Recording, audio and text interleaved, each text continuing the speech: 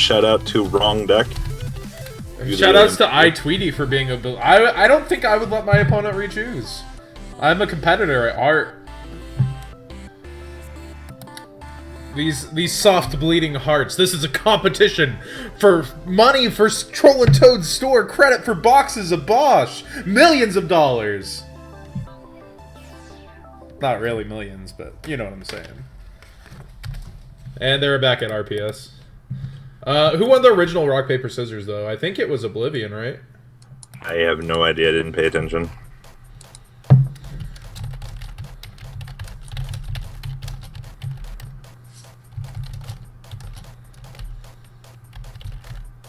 Oh, and it's the exact same pick for RPS, if I recall. Yeah. Yeah, so neither of them changed it up. We're gonna change this up. What's up, YouTube? MCO40 here with House of Champions. Jonathan Moore, the one, the only, loves wrestling and makes it fucking entertaining.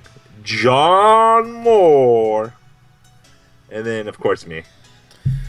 MCole40 in the house. His YouTube's bigger than almost any of you all watching. 55K, about 11 times as big as mine. You might want to go check him out if you haven't already from House of Champions. A lot of OCG news. I don't really post that stuff. I'm with the competitive mindset of I'll see the set when it comes out and hear about the really broken stuff from people who are excited. So, fun stuff coming this match here. The one, the only, the iTweety. So Tweety is going first.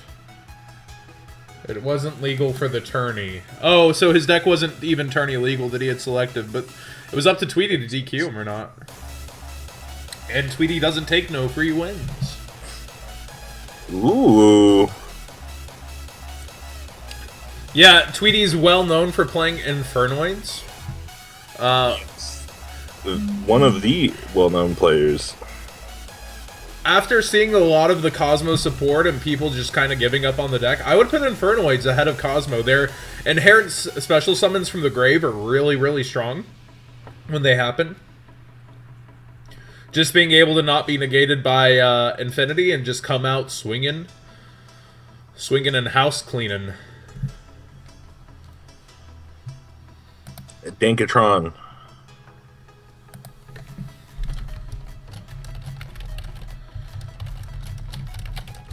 Yo, Tweety going to town here.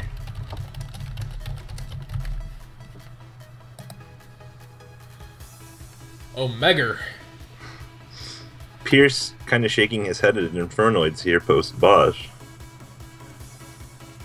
Standby phase effect. Well, we're going to hit 1 out of 5 and be... Oh, well, first he gets his free Infernoid back to grave.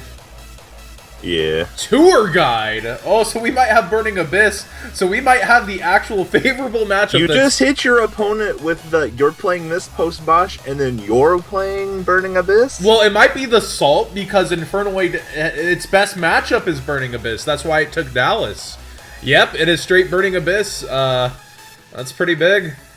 This is interesting.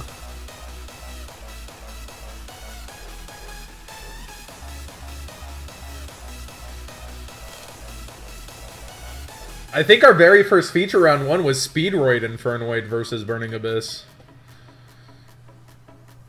So we might see some more standard builds. Ugh.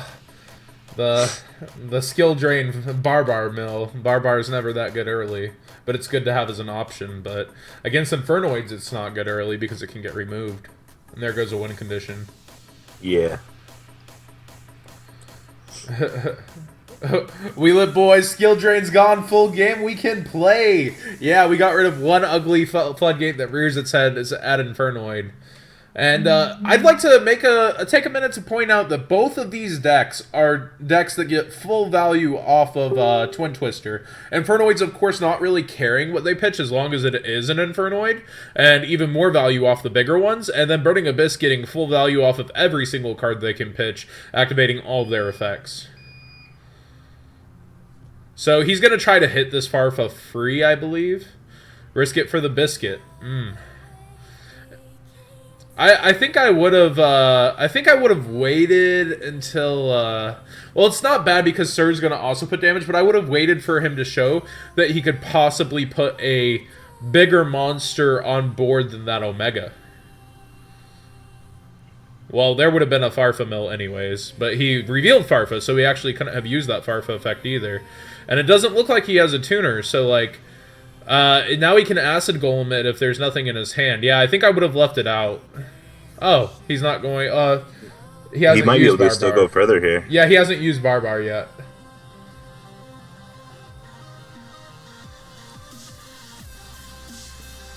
So, yeah, there's game one, just the power through. Yeah, I think I would have left it on board, force him to summon...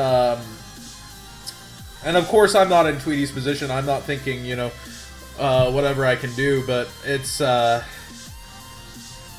really do think that I would have left it on field and made him wait to show a monster that's bigger. And that way, he has to go into Acid Golem and leave Acid Golem out. And suffer through Acid Golem getting rid of his own Acid Golem. I think that's, besides F-Zero potentially, I think that's the only out over a pretty big monster there, right? I believe so. Virgil too, possibly? Yeah, but if it's Virgil, he didn't have Rubik. That's why I said wait to see it. Yeah. Like, if he reveals Rubik, that's when I think I would have hit, and he would have had to use more of his hand to get there. And he hadn't milled it either.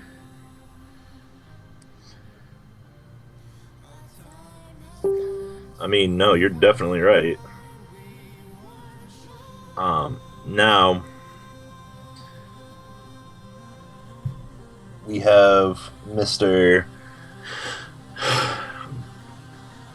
Pierce being forced to go first here. And we have the early graph into Grave.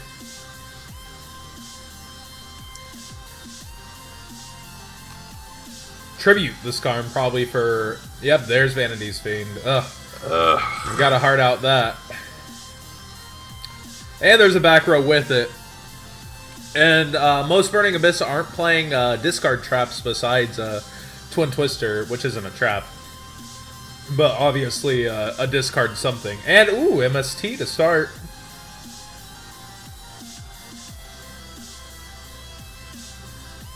It's a game, boys.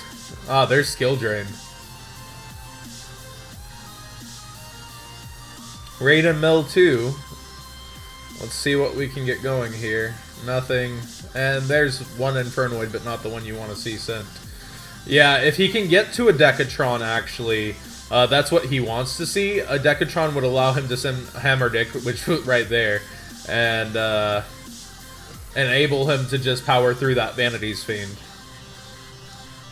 So Tweety's just hoping to get to...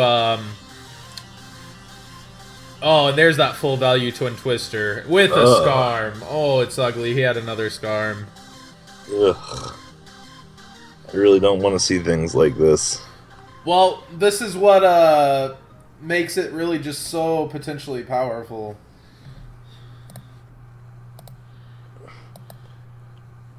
Hit him with the Starlight Road, boys. Oh, that Mischief of the Gnomes isn't so bad. Oh, and that Breakthrough is going to be live next turn. Not the worst. Yeah, that Breakthrough is good.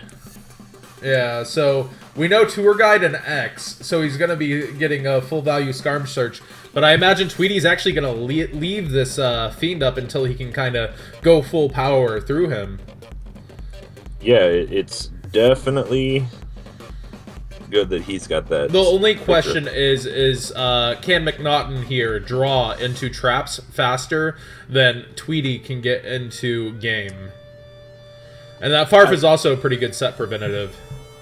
I mean, Vanity's Fiend's affecting him as well right now. Yeah.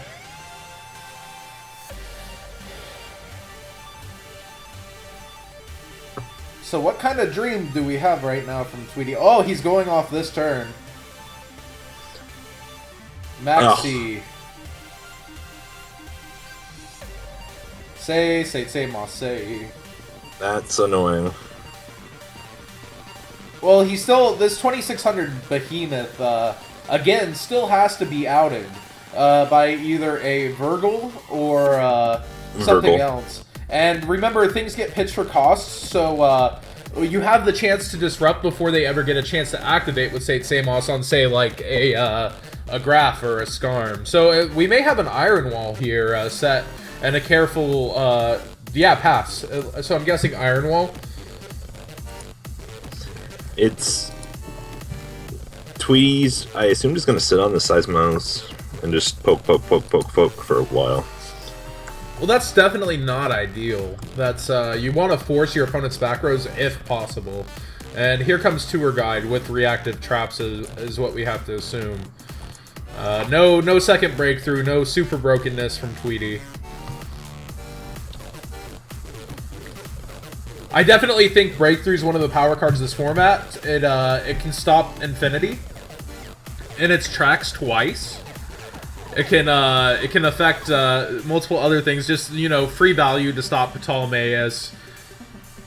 It gets full value on Skull Crobat. It just has so much it can do this format. Yeah. I mean, once again, though, when your opponent's got the nuts. Oh. Milled Farfa and Sir with the cost Rhino. Ugh. So he's pretty much going to have to tribute the Sate Samos and stop one of these things to be living.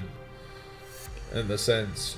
I think you stop the Sir. I think you remove the Sir before it can activate.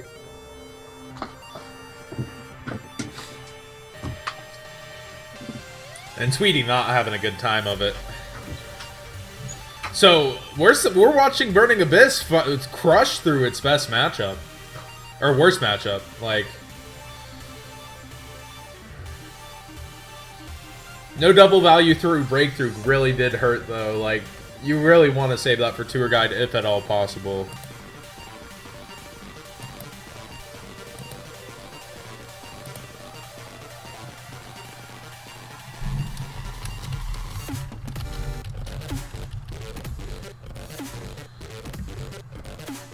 Ah, so he's making a Sate Samos unkillable this turn, I believe. Unaffected by your opponent's card effects. So it has to be run over by battle. Like, Virgil can't affect it. So he has to make an Acid Golem to attack over it. Or, F-Zero can't even affect this man right now. It's just a very good play. I mean, looking at the board, though, as long as his opponent keeps...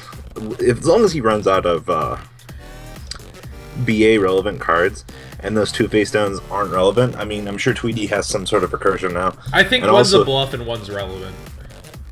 Also, looking right now, the Void Seer is live. So that means something. Well, it's destroyed by card effect. I don't think Burning Abyss has two... In the way of... they would probably Farfa it away, or...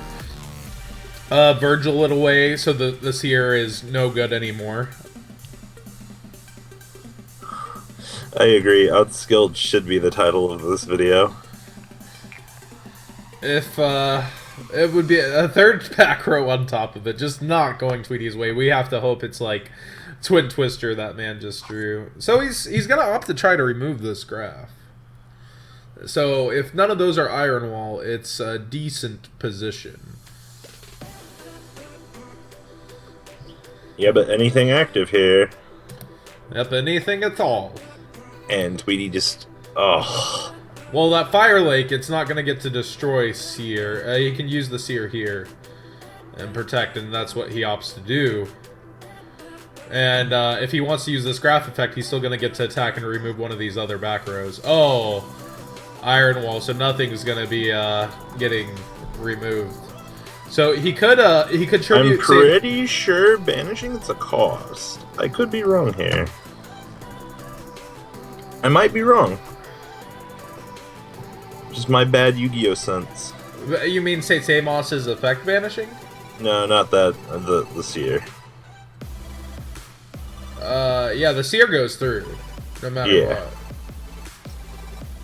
You can't chain to your own card too. You can't not give your opponent. Opponent gets first response to Burning Abyss Fire Lake.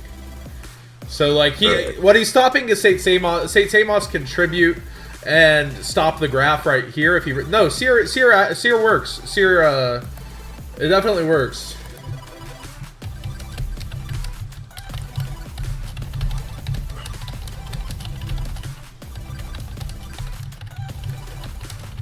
Tweety still gets time to think here.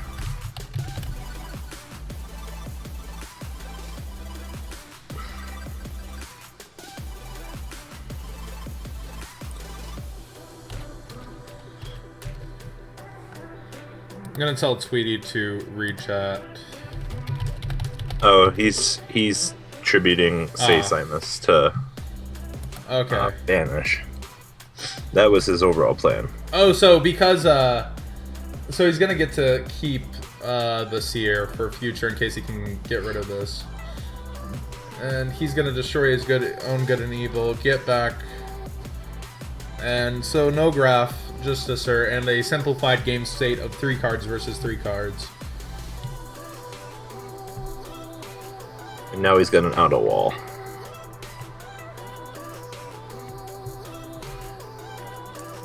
Reasoning into Decatron could get him there, am I wrong?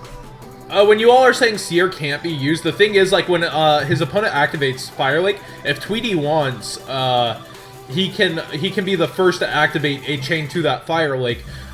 You can't just go activate this card, give you no response, activate this card. It always goes back to your opponent first when you activate a card in a chain. That would be so unfair. Hey, he can't banish that. Is he really? You can't get an evil. What?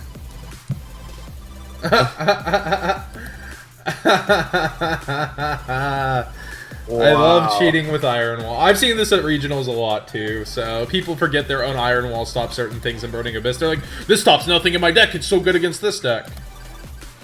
Oh, we have a feature after this, Oliver Newton and his opponent, so let me look that up on the challenge.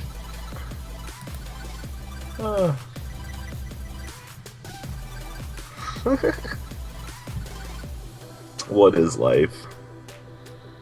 That's a common mistake. Because you figure nothing in your deck would be possibly clash with that.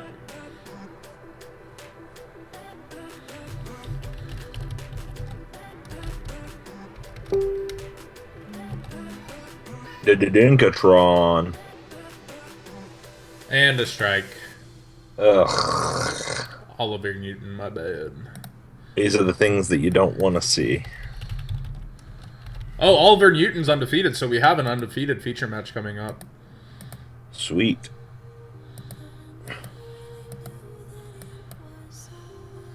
The amount of sack here, I understand what Tweety's going through here. This is ridiculous, my man. Oh, Oliver Newton versus Alvaro Andres Vasallo something.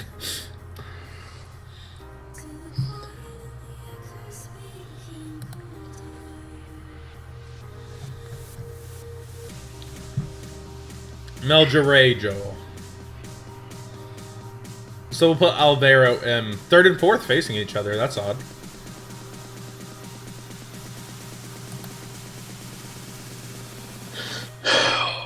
What is your face down? Well, if Tweety can draw a Twin Twister, it's nothing.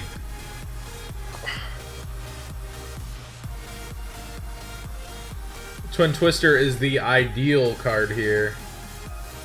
Oh, I'm not you. And there's game. Yep. Sadly. Ugh. GG Areno. Sadly, Tweety got very, very, very powered out there. Not either just by luck or anything else, but like, that was just an overall disgusting game.